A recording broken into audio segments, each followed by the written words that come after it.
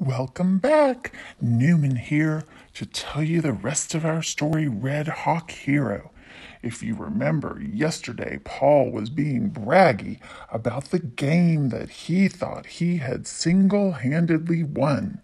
When he saw his friends a few days later, they didn't really want to be around him anymore because they didn't like his braggy attitude.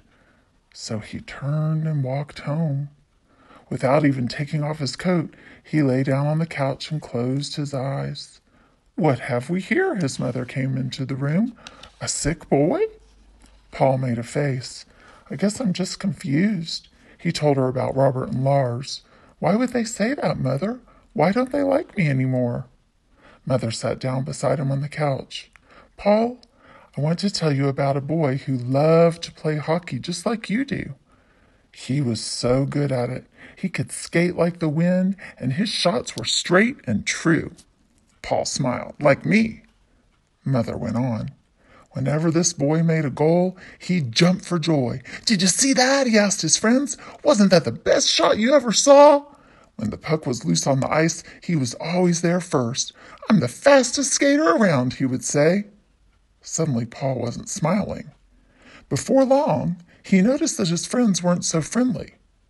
They found excuses not to play hockey with him, and he often thought he was left skating alone. "They're just jealous," he decided, "because I'm better than they are." So he went on to look for other friends who would appreciate his ability to play hockey. "Mom, is this story about me?" She shook her head. "No, sadly it's not. It is a story of my brother, your Uncle Gerard." "But Mother, he's the best hockey player around." She nodded. "So he's told you many times, huh? But why do you think he spends almost every weekend with us?" Paul shrugged. "He likes us?" "Oh, I'm sure he does," Mother said. "But the truth is, he doesn't really have any other friends." "He doesn't?" Paul said, amazed. "But he can score a goal faster than you can even blink." "I know," said Mother. "He's been telling me that since he was your age, and everyone else." Mother looked straight into Paul's eyes. "Maybe you should think about that." He thought about it the rest of the day.